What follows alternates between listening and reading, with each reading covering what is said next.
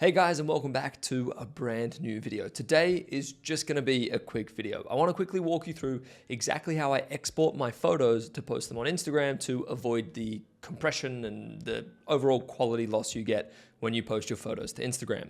This will not only work for Lightroom Classic, which is what I'm going to walk you through and show you today, but it will also work for Lightroom Mobile and the Lightroom CC app as well. So without further ado, let's get into Lightroom Classic and let's get your photos looking crispy and sharp on the feed. All right, so here we are inside of Lightroom Classic, and this is the photo that we're going to be exporting. It is fully edited, it's ready to go, and I was able to achieve this look using one of my blues presets from my master collection of Lightroom presets. I found the Blues 13 just gave it the exact look that I was after. A handful of other blues presets definitely could have worked as well, but Blues 13 just gave me the exact look I wanted to go for. So we applied Blues 13. I made a few little changes to our exposure. I made a few little changes to our transform tab, and now more or less we are ready to go. So to get this photo ready for export, we need to do a few things. First, the first thing we want to do is make sure that we're taking up the maximum space we can on the Instagram feed, and we're going to be able to do that through cropping our image to the correct aspect ratio.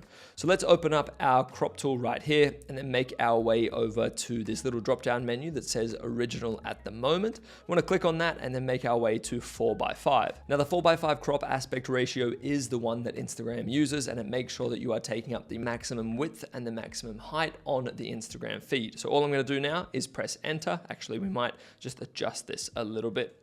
There we go. Things are looking a little bit nicer now. And now this photo is ready to go up on Instagram. So now that the crop is out of the way, let's export. So what we're going to do is press Command Shift E, and that's the export shortcut for exporting your photo. And now we're greeted with this screen right here. I've already got my Instagram export settings preset loaded into my export window, which I'd strongly recommend you do as well. But before you do that, let me walk you through the exact settings you need to be able to put into the export window, and then you can save it as a preset. So I'm going to click Instagram export, and then that's just adjusted everything below. So first things first, and something that isn't going to affect the quality of your export at all, is to make sure you know where your photo is being exported to. I've got my photo being exported to my Google Drive, which means everything is backed up as soon as I export, but you can export your photo to wherever you'd like it to end up. And now we can move past that. So the first thing that we are going to dive into is the file settings. Make sure your file image format is set to JPEG. Set the quality of your image to 85. You don't want to limit the file size here at all. And then make sure your color space is set to sRGB.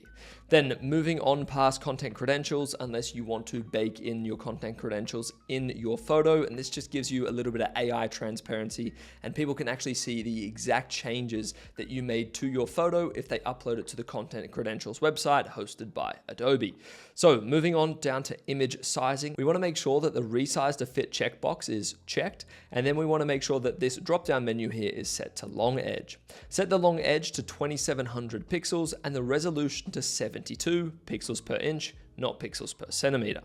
And then after that, we are pretty much ready to go. You can hit export and your photo is ready for Instagram. But before I send you on your way, let me also show you the export settings if you want to export your photo full size and full quality. So let's hit Command Shift E again, and then we can go ahead and click on my full size export preset and make our way down to file setting. Once again, image format, JPEG, quality set to 100 this time, color space same as last. We can skip down here to image sizing. We're not going to resize to fit this image because we want to make sure that the long edge and the short edge is as big as possible and is as big as our image is inside of Lightroom. And then we're going to change our resolution to 300 pixels per inch, not per centimeter again.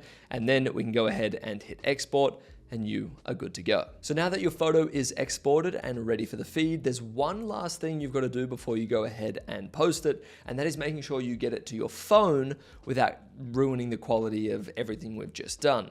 So there are two main ways I like to do this. The first one is through AirDrop, and that's because I have a MacBook Pro and an iPhone, so I can simply open up Finder and just AirDrop it to my phone, and I'm good to go. This doesn't reduce the quality of my image at all, which is great, but I understand that not everyone is using Macs and iPhones, and what if you're using Android, for example, and a Windows computer? Well, that is where Google Drive comes into play. All you've got to do is upload your photo to Google Drive and then access that Google Drive folder on your phone. Go ahead and download the photo, and then you're good to go. I'd strongly recommend not emailing yourself the photo or sending it to yourself through WhatsApp or text message or whatever the case from your computer to your phone, as that will affect the quality of your image. So do yourself and your image a favor and use a file transfer system like AirDrop or Google Drive to make sure your photo stays sharp and crispy.